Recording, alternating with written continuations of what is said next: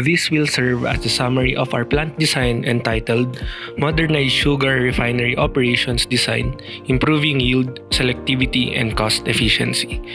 This will serve as one of the entries of St. Louis University for the design contest. Azucarera de Tarlac, or CAT, founded in 1927, operates a sugar mill, refinery, distillery, carbon dioxide, and yeast plants in San Miguel, Tarlac City. The company sources sugarcane from the Tarlac province and nearby towns of Pampanga.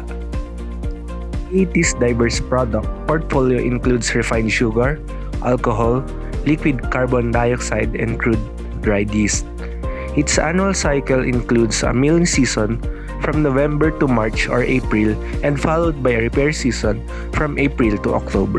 The objective of this design study is to propose modifications to the sugar refinery plant of CAT, and it aims to answer the following questions. As is stated, these are the four major refinery modifications we designed to increase further the product yield and selectivity of the process for refined sugar production. First is replacing the filtration system from mud desweetening to the plate and frame filter press. Optimization for the decolorization process through replacing the costly carbon decolorization to ion exchange columns. Next is the reintroduction of the double effect evaporation to reduce the boiling time. And lastly, we are rerouting the different stream systems that will be emphasized in the later discussions. We will use these methods and softwares to achieve the objective of the study. First is the pinch design method for the heat exchanger network designs. Next is lucid charts for crafting the PNID. And lastly, the sugars application for process modeling and simulation. Here are the required specifications of the product, which is the refined sugar. This figure presents the demand and supply for refined sugar in the Philippines. From this, we can see that the demand for refined sugar has consistently outpaced local production over the last 5 years, leading to a reliance on imports to meet the demand. In relation, we have RA 10659, and according to this, we are laying down the foundation for enhancing domestic production and reducing reliance on imports. The table presents the available number of units in the CAT refinery. Moreover, contrary to the initial investigations that the white pine boilers are the initial source of bottlenecking, the mingler has been identified as the bottleneck of the process. Furthermore, to reduce the energy consumption, the Niagara filter and multi-bag filter operational units can be reduced. If the current setup is retained, the carbon column can be reduced from 6 units to 3 operational units. The design flow rate can now be set equal to the streamlined flow rate, which is 17 tons per hour, while maintaining the same operational units of the equipment retained in the design. In the simulation, the model is set as 100 kg per hour and can be scaled up to 170 times to reach the actual flow rate of 17 metric tons per hour. A streamlining match the new recorded capacity of the refinery, which is 400 tons per day.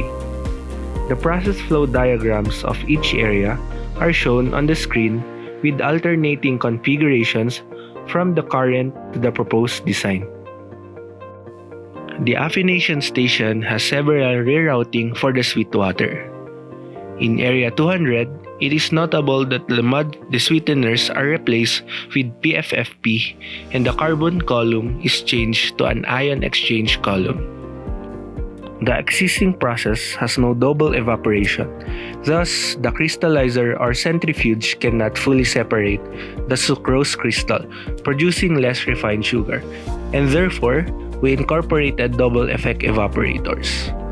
The drying station's changes only occur when multi-bag filters are rerouted from the white station to the drying station. The proposed design has more complicated recycle streams to increase further the sugar content of the sugar crystals sent to Area 100. Here is the pinch analysis chart. This reveals that the sugar refinery design requires a minimum of 3 heat exchangers and 3 heaters to satisfy the heat transfer requirements while minimizing external utility consumption. These modifications, we can conclude an increased yield from 63% to 94%. Note that this 63% is the yield of the existing refinery without any interventions from the production department. Furthermore, the selectivity increased from 1.57 to 31.19 due to the enhanced crystallization rate and the introduction of a double effect evaporator. Equipment design and specifications. The sizing of equipment is based on the streamlined data. First is the ion exchange resin column, the plate and frame filter press, and lastly, the evaporator. For the economic analysis of the plant design, the estimated cost for the alternative equipment, filter press, evaporator, and ion exchange resin will amount to 1.15 billion pesos. The estimation of the equipment cost presented does not include freight on board charges. Shown on the screen is the estimated total capital investment of the project, which cost around 6,383.54 million pesos. Shown here is the profit estimation for both the current and proposed project. The current configuration yields an annual gross profit of 2.5 billion pesos, while the modified configurations amounts to 3.43 billion pesos. The profitability analysis of the study is presented through the cumulative cash flow diagrams, which included the non-discounted and the discounted cash flow diagram at the interest of 10%. Therefore, here is the summary of the profitability metrics. The payback period, cumulative cash flow, cash ratio, and return of investment are shown as follows. A lower payback period is preferred in projects as it will take less time to recoup the initial cost. Break-even point, calculated and shown in the diagram. The break-even point is at 5,461 tons per year.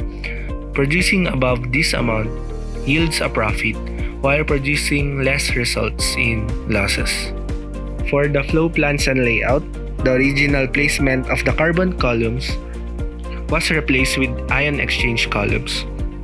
On the second floor, we removed the mud sweeteners in replacement with the plate and frame filter press, while also removing the check and male filters since it is not necessary for the new process.